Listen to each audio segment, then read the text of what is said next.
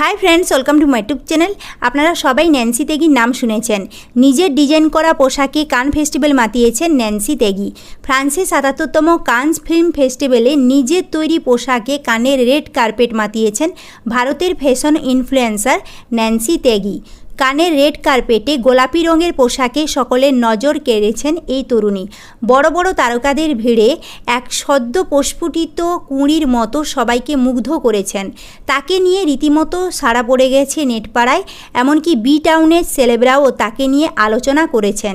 বিদেশি আদব কায়দা ঠিক আসে না তার, কথাবার্তায় এখনও গ্রাম্য টান রয়েছে। যেমন সারল্যের ছাপ রয়েছে চেহারায়, তাই বলে আত্মবিশ্বাস টাল খায়নি। তাই কান চলচ্চিত্র উৎসবের রেড কার্পেটে হিন্দিতেই গড়গড় করে কথা বলে গেলেন। দেশে বিদেশের তাবড় তারকাদের মাঝে তাই আলাদা করে নজর কাড়লেন ন্যান্সি তেগি। ফুটপাত থেকে কান ফিল্ম ফেস্টিভ্যাল, লাল গালিচা, দিল্লির এই ফ্যাশন ব্লগার নিজের কীর্তিতে আজ মাথা ঘুরিয়ে দিয়েছেন গোটা বিশ্বের। ন্যান্সি উত্তরপ্রদেশের মেয়ে। বছর কয়েক আগেও অভাব ছিল তার নৃত্যসঙ্গী। স্কুলের পাঠ চুকিয়ে দিল্লি এসেছিলেন ন্যান্সি। লক্ষ্য ছিল ইউপিএসসি এক্সামের জন্য প্রিপারেশান নেওয়ার, কিন্তু বাবার সায় ছিল না তাতে। তাই বাবার কাছ থেকে কোনো রকমের আর্থিক সাহায্য পাননি ন্যান্সি। ওই কঠিন সময়ে ন্যান্সির পাশে ছিলেন তার মা। একসঙ্গে দিল্লি চলে আসেন ন্যান্সি, তার মা, তার ভাই। দিল্লিতে একটি কারখানায় মজুর হিসেবে কাজে যোগ দেন ন্যান্সির মা। ন্যান্সি জানিয়েছেন, দিনের শেষে যখন বাড়ি ফিরতেন তার মা, কয়লার কালি লেগে থাকতো তার শরীরে, কিন্তু মেয়ের স্বপ্ন পূরণে সব কষ্ট স্বীকার করে নিয়েছিলেন তার মা। বেশ কিছুদিন এভাবেই চলল। করোনার সময় লকডাউন কার্যকর যখন হয় তখন বিপাকে পড়ে যান ন্যান্সি এবং তার মা। আমদানি যেটুকু ছিল সেটাও বন্ধ হয়ে যায়। ন্যান্সির ভবিষ্যৎও অনিশ্চিত হয়ে পড়ে। শুধুমাত্র টাকা রোজগারের জন্যই সেই সময় অনলাইন কন্টেন্ট তৈরিতে মন দেন ন্যান্সি। যে টাকা ইউপিএসসি এক্সামের প্রিপারেশনের জন্য ছিল, সেই টাকা থেকে ন্যান্সি ক্যামেরা, আলো এবং ফোন কেনেন। সম্বল বলতে ছিল একটি সেলাই মেশিন। সেটিকে কাজে লাগিয়ে নিজের হাতের কাজ, নিজের তৈরি জামা কাপড় সকলের সামনে তুলে ধরতে শুরু করেন। প্রথম নিজের তৈরি জামা নিজেই পরে দেখাতেন ন্যান্সি। পরে অনলাইন কেনা পোশাকও পরে দেখাতে শুরু করেন, কিন্তু তাতে প্রথম 1.5 বছর তেমন সাড়া মেলেনি। বরং গায়ের চাপা রং, রোগা পাতলা চেহারার জন্য কটাক্ষের শিকার হতে হয় তাকে। এরপর তারকাদের ডিজাইনের পোশাক অনুকরণের ভাবনা তার মাথায় আসে। কোনো দিন সেলাই তিনি শেখেননি। পুতুলের জন্য ছোটবেলায় মায়ের সেলাই মেশিনে জামা তৈরি করতেন। সেই ট্যালেন্টে ভর দিয়ে নায়িকাদের পোশাক সস্তায় তৈরি করে দেখানোর ভিডিও পোস্ট করতে শুরু করেন ন্যান্সি। এইভাবে আস্তে আস্তে সোশ্যাল মিডিয়ায় তার অনুগামীর সংখ্যা বাড়তে থাকে।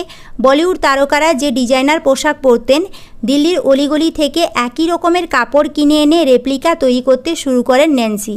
দেওয়ালে শাহরুখ খানের পোস্টার এবং সামনে সেলাই মেশিনে পোশাক বানাতে ব্যস্ত ন্যান্সির সেই ভিডিওগুলি নজর কাড়তে শুরু করে সকলের। আর পিছন ফিরে তাকাতে হয়নি তাকে।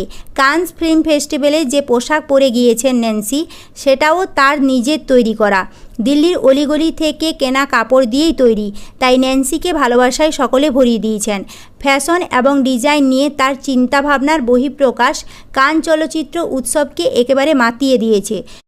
৭৭তম কানস ফিল্ম ফেস্টিভ্যালে এই প্রথম আমন্ত্রণ জানানো হয়েছিল ন্যান্সি তেগিকে। রেড কার্পেটে তার আত্মপ্রকাশ তাক লাগিয়ে দিয়েছে সকলকে।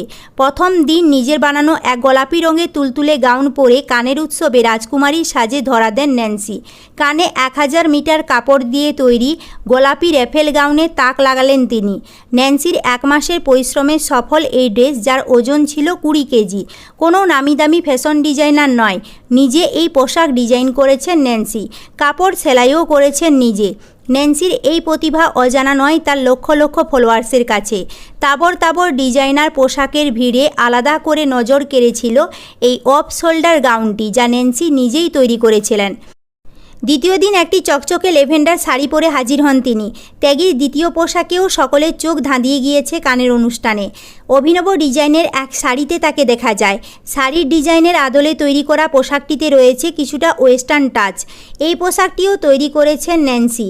তিনি সেই পোশাকের এক ভিডিও শেয়ার করে লিখেছেন সেই পোশাক কিভাবে তিনি বানিয়েছেন। ভিডিওটিতে দেখা গেছে ত্যাগী একটি সাধারণ দোকান থেকে প্রচুর স্টোন পুঁতি লাগানো লেভেন্ডার রঙের কাপড় কিনে আনেন। সেটাকে এক দুর্দান্ত ডিজাইনের শাড়ি বানিয়ে ফেলেন। শাড়ির সঙ্গে একটি মাথায় ঘোমটা টাইপের অংশও রয়েছে। প্রথম পোশাকের মতো দ্বিতীয় পোশাক দিয়েও সকলের নজর ও প্রশংসা কেড়েছেন এই উত্তরপ্রদেশের এক ছোট শহরের মেয়ে। সোনম কাপুরের মতে ন্যান্সির বানানো পোশাকই কানে তার দেখা সেরা পোশাক। একই সঙ্গে সোনম ন্যান্সির কাছে অনুরোধ করেন যেন তার জন্য ন্যান্সি কোনো পোশাক তৈরি করে দেন। তৃতীয় দিন কালো রঙের আউটফিটে আরেক চমক দিলেন ন্যান্সি। এটিও তার সম্পূর্ণ ডিজাইন করা পোশাক। এই পোশাকেও তাকে খুবই গ্ল্যামার্স লেগেছে। চেষ্টা থাকলে মানুষ কী না করতে পারে তারই উদাহরণ হলেন ন্যান্সি তেগি। তিনি পরিস্থিতির কাছে হেরে যাননি, হতাশা তাকে গ্রাস করেনি। যেমন পরিস্থিতি আছে সেই পরিস্থিতির মধ্যেই নিজেকে সাফল্যের চূড়ায় নিয়ে গেছেন। হার না মেনে লড়াই করে গেছেন, সেই লড়াইয়ে তিনি সাফল্য অর্জন করেছেন।